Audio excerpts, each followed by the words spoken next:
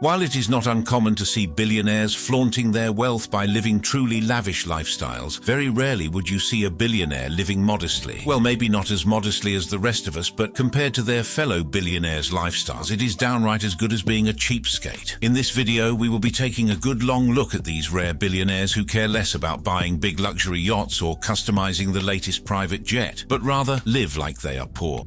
Warren Buffett.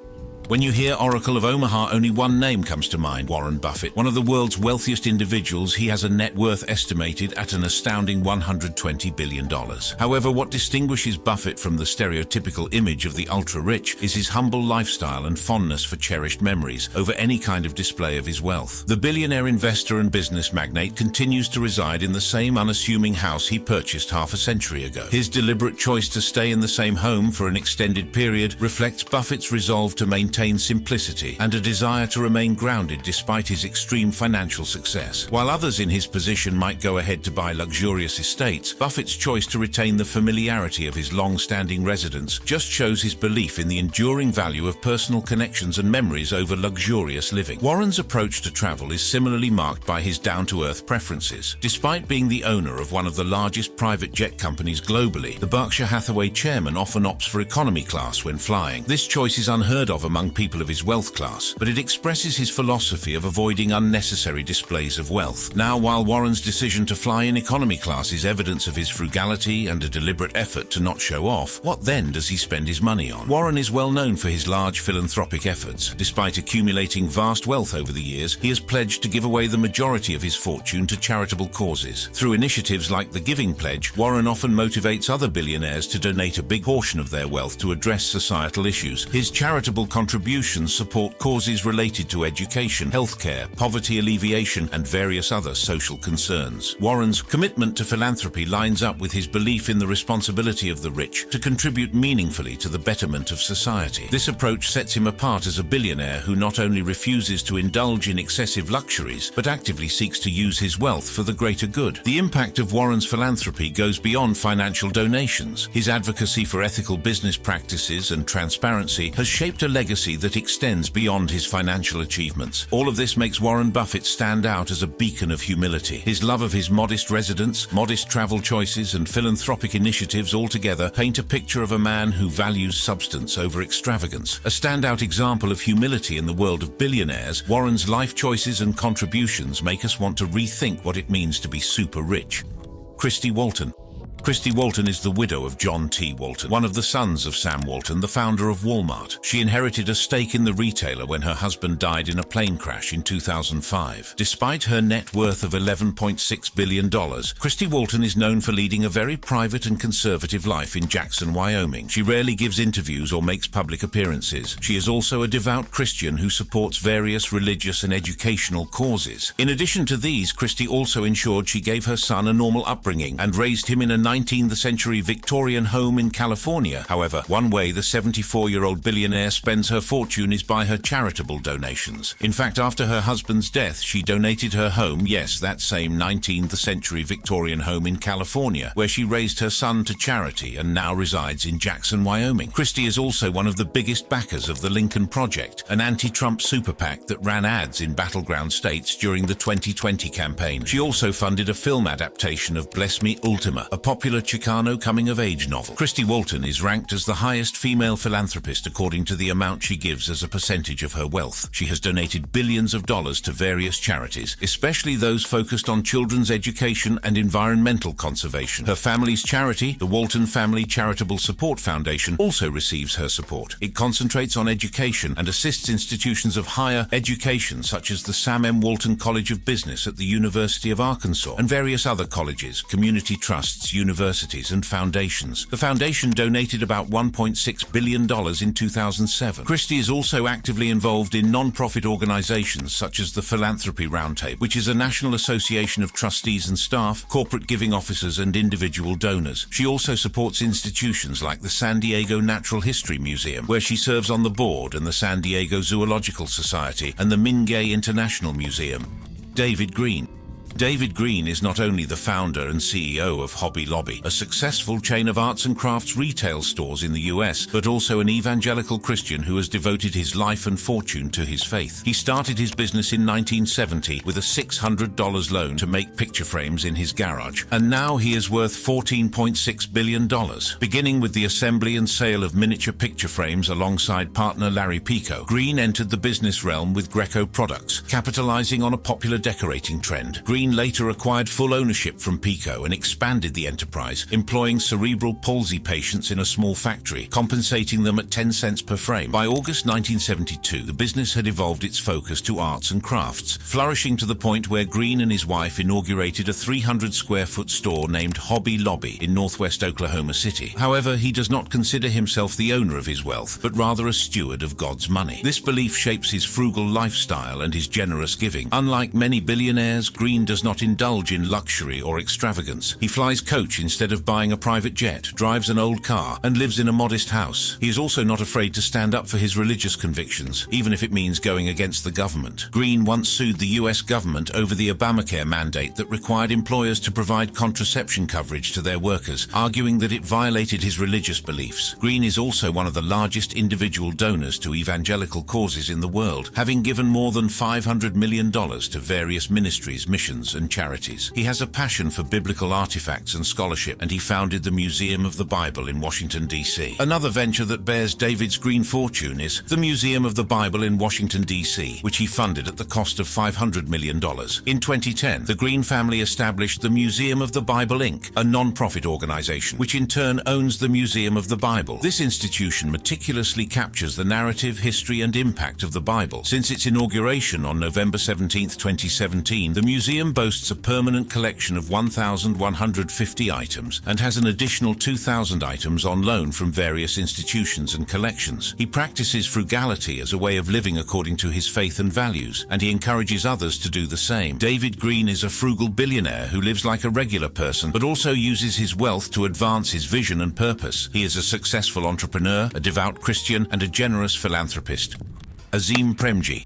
The next billionaire who lives a frugal lifestyle is none other than the Indian Bill Gates, Azim Premji. In fact, this billionaire who makes Uncle Scrooge look like Santa Claus takes living poor as a billionaire to the next level. This guy is such a Scrooge that he monitors the number of toilet paper rolls that are used in his White Pro IT facilities, like a hawk monitoring chickens. Imagine being known as the boss who monitors the toilet habits of workers, but then maybe being the owner of over $11 billion in wealth entitles you to be as eccentric as you please. The reason Azim Premji is known as the Indian Bill Gates is because he expanded a small family business from producing vegetable oil and other associated goods into the company known as Wipro Limited today. Wipro Limited is a tech powerhouse, and it has contributed significantly to Premji's current net worth. Just like Bill Gates, he showed remarkable leadership in the tech field, manufacturing computers in the style of IBM. However, in spite of the substantial fortune he amassed, Premji's approach to life reflects an incredible humility that sets him apart in the elite ranks of billionaires. A stark contrast with being referred to as the Indian Bill Gates. Aside from his reputation for being the boss who monitors toilet paper use, Azim Premji is very strict about workers turning off the lights at the end of the day when leaving after the close of work. This stunning behavior is typical for this shrewd billionaire who doesn't believe in wasting a single cent, even if it is just a few hours of electricity running through a light bulb. And if you thought his Scrooge way ends with his workers, wait till you hear how he treats his cars. Even though he had all the money to buy any luxury vehicle he wanted, Azim continued to drive his old Ford for years until one day the car had enough and fell apart. He then switched to a Toyota Corolla. Not a Camry, not an Avalon, but as normal as a Corolla can be. After almost 10 years of driving, it was time to change it, and this time he was convinced to get something better. Well, sort of. You see, although senior executives and well-wishers advised him that it was time for an upgrade as his Corolla was getting quite old and was going to give out soon, Azim Premji still had to be such a Scrooge, so he went and bought himself an old Mercedes from one of his own employees. The employee was looking to get rid of the old Mercedes E-Class, and his boss, Premji, saw the car as his best choice to keep his frugal lifestyle streak.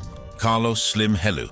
Carlos Slim Helú is a global business magnate who has built an empire across industries from his Mexico City roots. He was the richest person in the world from 2010 to 2013, according to Forbes business magazine. Helú inherited his family's legacy and transformed it into the Grupo Carso conglomerate, which covers telecommunications, mining, construction, real estate, and finance. One of his most prominent businesses is ISP Telmex, which dominates the telecom market in Mexico with 80% of the lines and 90% of the telephone lines. He also owns Grupo Sanborns, a retail giant that operates department stores, restaurants, and pharmacies across Mexico. But Slim is not limited to Mexico. He has expanded his business ventures beyond the borders, investing in companies such as América Móvil, the seventh largest mobile network operator in the world, Saks Fifth Avenue, and the New York Times, where he is the largest single shareholder. These international investments have cemented his reputation as a visionary and influential leader, despite his immense wealth, estimated to be $101.6 billion.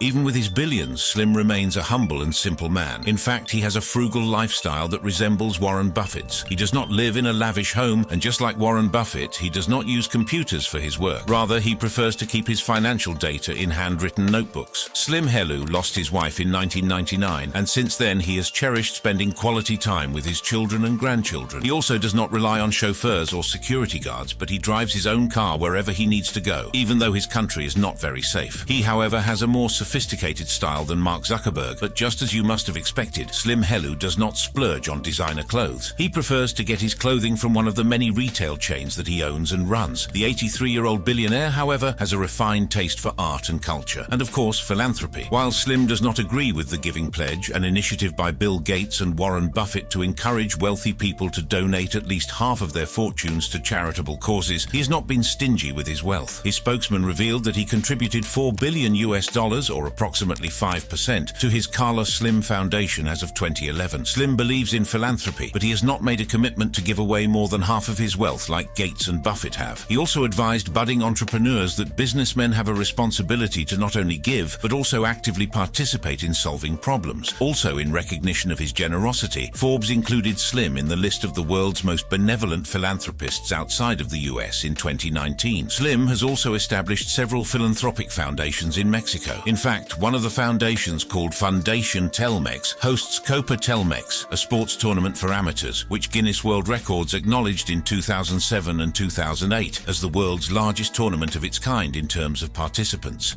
David Tepper.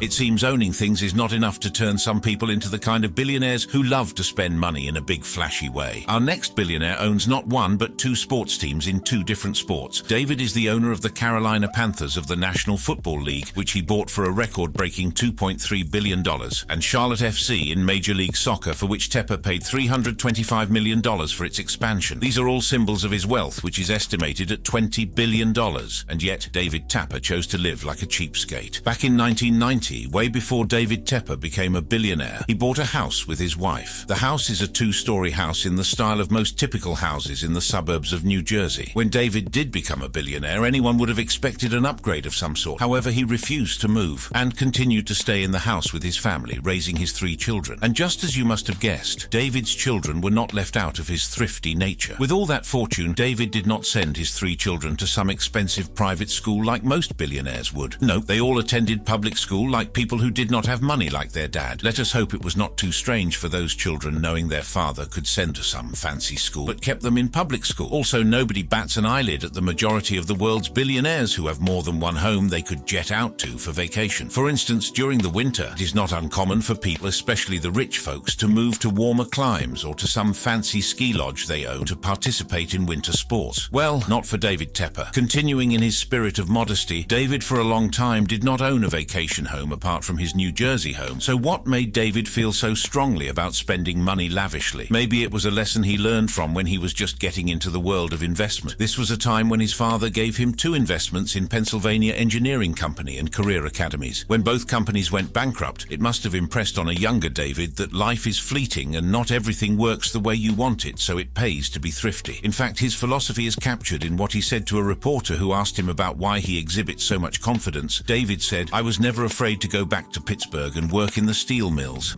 David Cheriton. David Cheriton, a Stanford professor with an estimated net worth of $12.5 billion, stands as a unique figure in the world of billionaires. Despite his massive wealth, Cheriton very strongly rejects the notion of living a typical billionaire lifestyle. He has also gone as far as expressing a distinct distaste for a flashy lifestyle, stating that he gets quite offended by extravagant displays of wealth, such as building houses with an excessive number of bathrooms. In Cheriton's view, there is something inherently problematic with making such lavish choices. In stark contrast to the stereotypical image of billionaires, David Cheriton consciously embraces a modest and down-to-earth lifestyle. One striking aspect of his unpretentiousness is his practice of cutting his own hair, a task most people would go to personal stylists for in the world of the rich. This hands-on approach to personal grooming is his way of signaling a rejection of the extravagance associated with billionaire living. In even more glaring terms, Cheriton's adherence to simplicity extends to his choice of residence. He has resided in the same house since 1981, showcasing a steadfast attachment to familiarity and rejecting the trend of frequent and extravagant real estate changes often observed among the wealthy. This enduring connection to his home underscores Cheriton's inclination towards stability and a lack of interest in the constant pursuit of larger, more fantastic dwellings. Also, in a world where luxury cars are symbols of status, David Cheriton stands out by driving a 1986 Volkswagen. This choice of vehicle, decades old yet still functional, serves as a deliberate departure from the flashy and ever-upgraded automobiles commonly associated with people of immense wealth. Cheriton's preference for a modest car goes along with his overall philosophy of rejecting unnecessary excess. But while David Cheriton may be a bit conservative about spending money on himself, he, however, goes all in when it comes to giving back to the masses. His philanthropic efforts show he does want to put his money where his mouth is, as he once made a substantial donation of $25 million to the Computer Science School at the University of Waterloo. This donation led to the renaming of the school as the David R. Cheriton School of Computer Science. Cheriton also extended his philanthropic efforts to the University of British Columbia by donating $2 million. This contribution was allocated to support the Carl Wieman Science Education Initiative. Continuing his support for academic endeavors, Cheriton made a more recent donation of $7.5 million. This generous contribution was designated to establish a new chair in computing, further contributing to the academic excellence of the institution. Additionally, a portion of the donation was allocated to the creation of a new course focused on computational thinking. All these acts of generosity reflect his dedication to supporting educational institutions and fostering advancements in the field of computer science instead of indulging in displays of wealth. Carl and Theo Albrecht. Europe often regards Aldi as the counterpart to Walmart in the United States, attributing a net worth of over $38 billion to its founders, the brother duo Theo and Carl Albrecht. Rooted in humble beginnings with a shopkeeper mother and a miner father, the Albrecht brothers once again show an early upbringing can continue to define both their retail empire and personal lives even to late adulthood. However, it is not only the early lessons that guided the brothers' actions. Theo Albrecht experienced a shocking turn of events when he was kidnapped and held captive for 17 days. During this very distressing ordeal, his brother Carl negotiated a ransom deal amounting to $2 million. Luckily, the kidnappers were caught, but only half of the ransom amount was recovered. Remarkably, Carl classified this ransom payment as a business expense, showcasing the pragmatic approach they maintained even in the face of personal crises. Driven by the unfortunate incident, though, the Albrecht brothers chose to lead lives of intense seclusion. Carl's residence, identified as one of the least ostentatious in the neighborhood, goes to showcase their sticking with a lack of pomp. His house, described as a modest A-frame structure with 4 levels, features a small terrace and a satellite dish on the roof. Furthermore, Carl Albrecht's choice of transportation aligned with his unassuming lifestyle. He drives a Volkswagen from the 1980s. Theo, on the other hand, grew very paranoid due to the kidnapping and decided to drive to and from work in a personal armored car which he never took through the same route every day. The brothers together shunned the limelight so intensely that they never gave an interview for a long time, and even photographs of them are rare. Theo was the more known of the two and was reportedly fixated on using pencil stubs, collecting and utilizing them regularly. In matters of dressing, he opted for inexpensive and ill-fitting suits, showcasing a preference for cost-effectiveness over designer elegance. Even his food choices mirrored his frugal mindset, leaning towards simple meals, often centered around potatoes. A notable incident that exemplified Theo's dedication to cost savings happened when he was presented with plans for a new store in the Netherlands. While acknowledging the design's merit, he pointed out that the paper on which the plans were drawn was too thick, Theo didn't mince words when he said to them, "If you use thinner paper, we will save money." The Albrecht brothers' dedication to simplicity extended beyond their personal lives and was displayed in how the Aldi stores were run. Aldi is renowned for its no-frills approach, emphasizing efficiency and cost-effectiveness in its business model. The brothers' upbringing and early experiences have significantly influenced the modus operandi that underpins Aldi's success, offering quality products at affordable prices while minimizing unnecessary expenditures, not the way your typical billionaire would want. Huang Guangyu.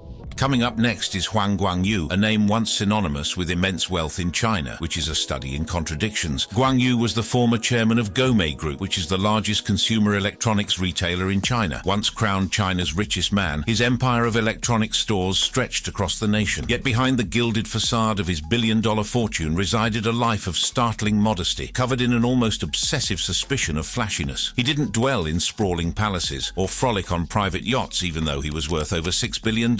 His home, a small Beijing apartment shared with his wife and 2 daughters, mirrored the lifestyle of a diligent accountant, not a tycoon. News articles compared him to an old peasant, noting his shunning of the golfing craze sweeping China and his apparent lack of any extravagant hobbies. This frugality, however, had roots deeper than simple personal preference. Guangyu's childhood spent tilling rice paddies in rural poverty had marked a sense of thrift deeply into his soul. He also had to pick up scrap debris to survive and eventually dropped out of school. But in a country wrestling with its complex relationship with wealth, Huang's humility served another purpose. In fact, in a place like China, where the communist ideology stands strong, flaunting riches was a dangerous game. This is because the public eye often viewed the wealthy with suspicion. They also often branded them as crooks and parasites who were steeped in tales of tax evasion and unscrupulous business practices. However, in 2010, Huang Guangyu was arrested for manipulating the stock market and was then sentenced to 14 years in prison. Before his release in 2020, the businessman still pulled weight even though he was behind bars. One such incident was how he managed to increase his stake in Gome to consolidate his control in the retailer to 55.3%. Also, just as Huang's release approached, Gome's once dormant business experienced an unexpected surge in vitality through coincidental cash injections.